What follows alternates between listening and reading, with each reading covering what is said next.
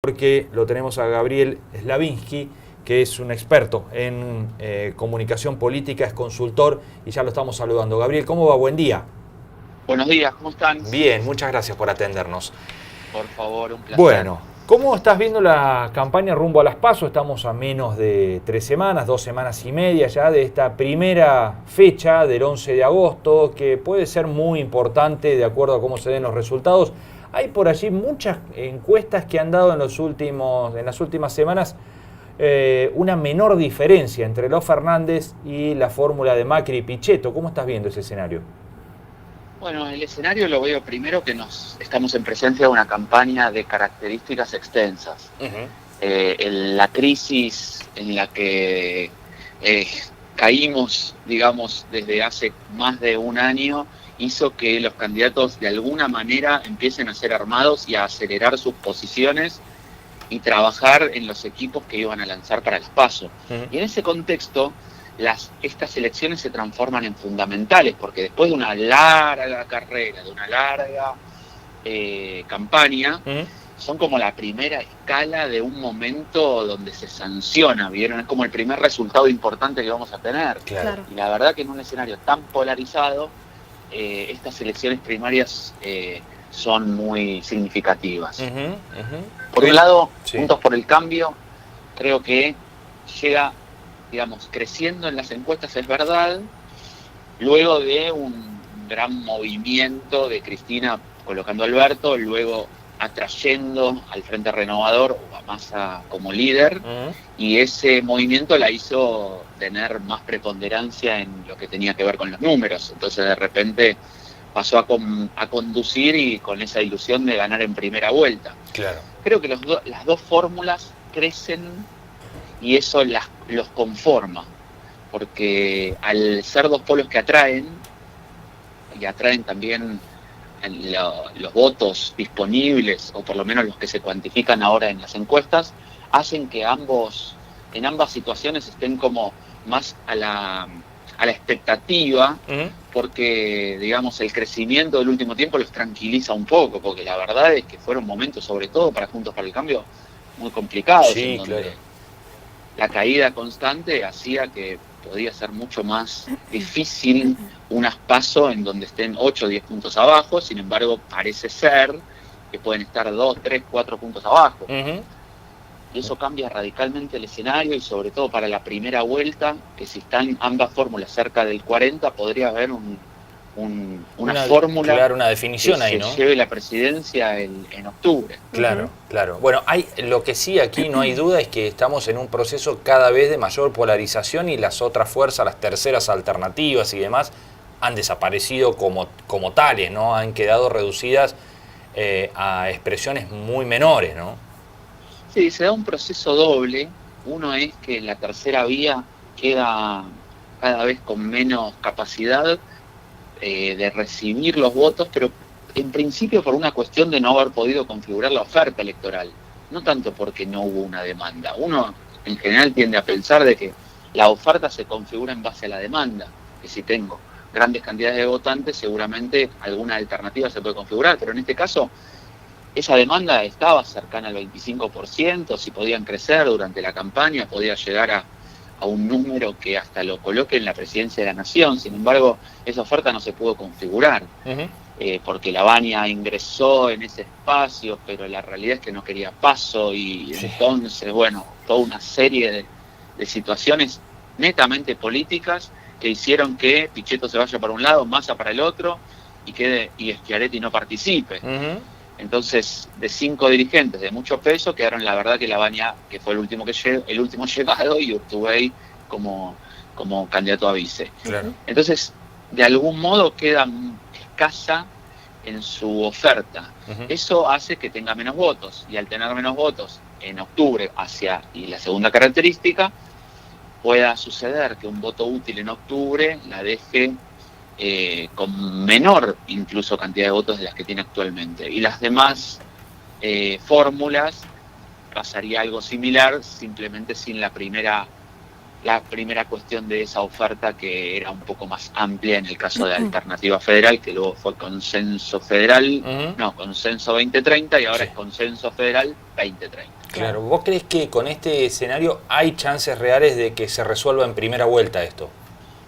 Y sí, porque al haber dos polos muy fuertemente que atraen no solamente a los votantes, sino a los dirigentes, o a los dirigentes en primera medida y a los votantes hacia las PASO, si ambas fórmulas congregan el 80% de la intención de voto o el 82% con un 42-40, va a hacer que el famoso voto útil, que no es grande, no necesariamente es grande, al ser tan escasa la cantidad de votos que se necesitan para ganar en primera vuelta, pueda llegar a ser demasiado importante hacia octubre. Entonces imagino que si alguna de las fórmulas gana 42-40 en las PASO, 42-39, los votantes de la Baña, los votantes que siguen Alternativa Federal o el Consenso Federal 2030, que siguen a Urtubey, podrían ir hacia cualquiera de las dos fórmulas en cualquier porcentaje, aunque sea menor, y luego los votantes de Experto, de Gómez Centurión, pueden ir también para, en alguna medida, y lo mismo lo de la izquierda. Pero simplemente con que se vaya el 1%, que es posible. Es determinante. Y es determinante, porque si de cada fórmula se va solo el 1%, la fórmula que llega al 43%, o si se va el 2%, a la fórmula que tiene el 40% o el 39%, podemos tener un ganador en primeras vueltas con 45,1 a 44,3. Claro. Gabriel, buen día. Javier te saluda. Mucho gusto. Hola, Javier. Permíteme escaparme del clima aquí en la Argentina, pero en esto de la comunicación política. ¿Dónde encontrás el paradigma, no sé si de la perfección, pero de aquel líder mundial, si se quiere, que en términos de comunicación política lo hace mejor que nadie? Bueno, hace mucho tiempo se viene estudiando la comunicación política en el mundo, yo te diría desde el año 1950 a la fecha. Hay un momento histórico y paradigmático que es el Obama 2008, que tiene que ver con... ¿Cómo? El Yes We Can, el sí se puede. Sí, claro, pero tiene que ver con una estrategia de campaña bien conformada, una correcta segmentación, una capacidad de liderazgo muy importante, y por último una habilidad persuasiva de otra liga, de otro nivel, muy destacada, conformada por un equipo de campaña que supo utilizar el famoso Big Data para poder decirle a las personas exactamente los mensajes que estaban necesitando. Y esto no necesariamente tiene que ver con una manipulación, esto prácticamente tiene que ver con la posibilidad de entender qué es lo que grupos de ciudadanos estaban necesitando sentir o recibir como información destacada, y poder hablarles de lo que ellos buscaban en esos momentos. Quiere decir que si alguno necesitaba una propuesta sobre seguridad porque su barrio tenía determinada...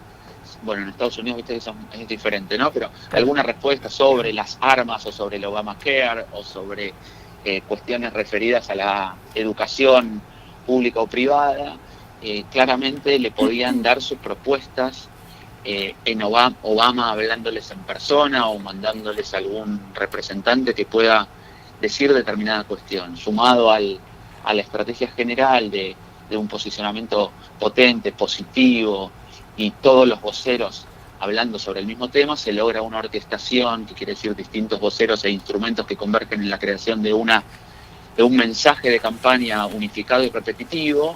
Creo que Obama es el punto más alto en ese sentido.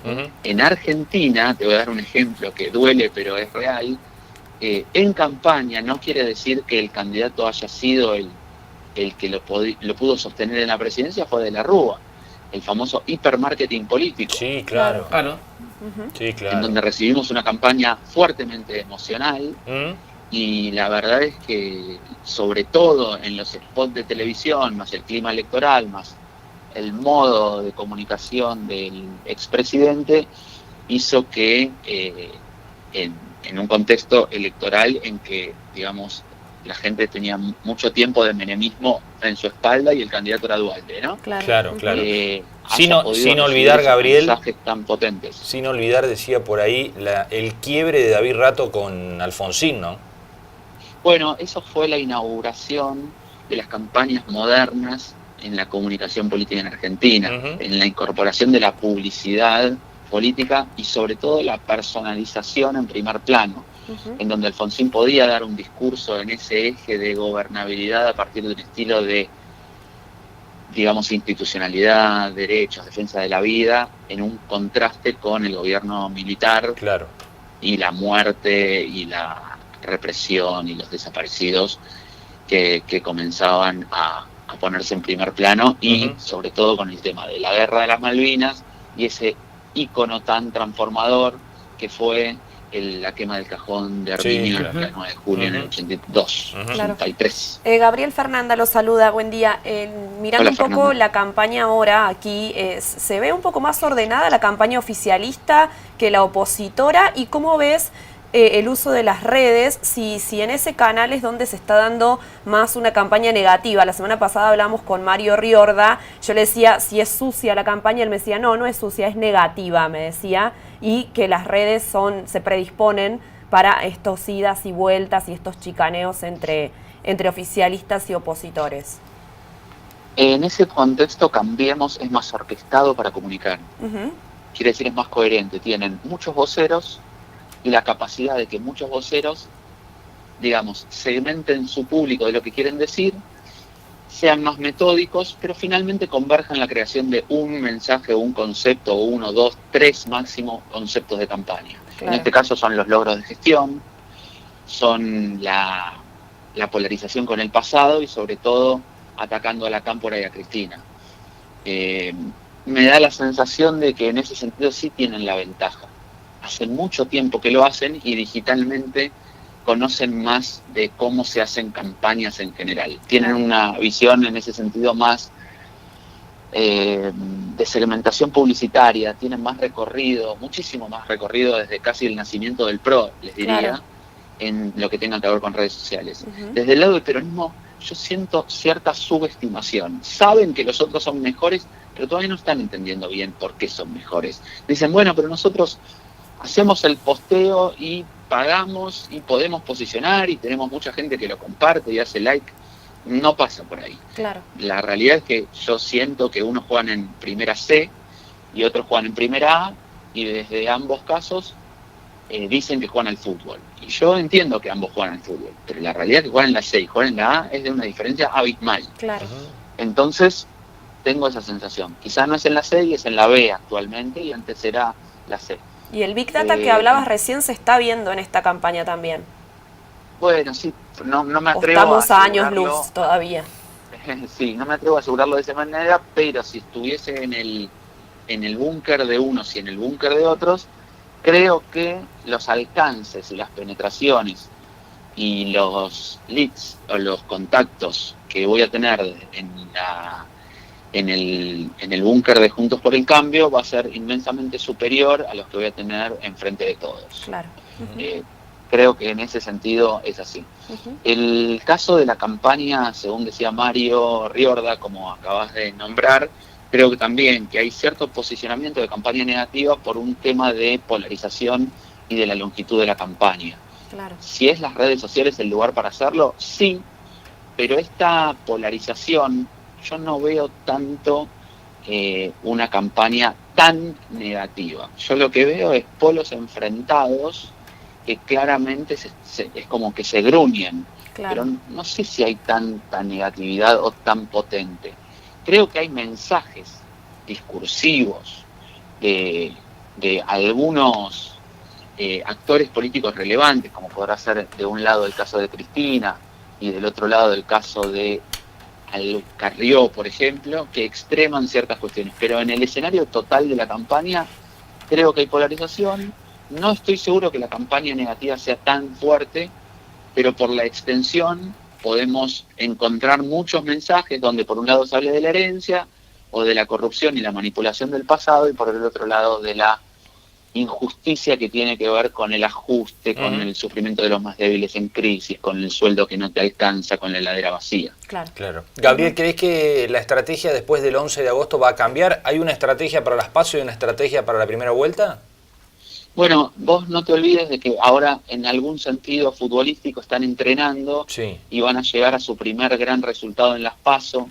Y si el entrenamiento coincide o la estrategia y la planificación coincide con el número que están buscando, yo creo que va a ser parecido a lo que realmente estuvieron buscando hace un par de meses, estos números así tan polarizados en 40-37, 40-38. Si se llegase a dar esos números, no me da la sensación de que haya grandes cambios. Salvo que el 40 de FF contra un 38 de Juntos por el Cambio, creo que le va a dar más para pensar a los de la fórmula Fernández, porque van a tener miedo de que los pueda superar la fórmula de Macri Pichetto, porque quizás sienten que en la primera vuelta de octubre tengan dónde buscar más votos, y sepan que en ese tramo de campaña la comunicación influye mucho y lo digital también. Entonces tengo alguna sensación de que ahí podrá haber algún cambio, pero es como cómo saliera el partido para ver cómo planteamos la vuelta. Es muy difícil plantear la vuelta en un ida y vuelta de Copa Libertadores. Si no sabes cómo salió el primer partido, es difícil planificar el segundo. Así es. Bueno, Gabriel, ha sido un gusto conversar con vos. Gracias por estos minutos. Por favor, ha sido un placer. Cuando quieran, a disposición. Saludos para todos. Muy amable.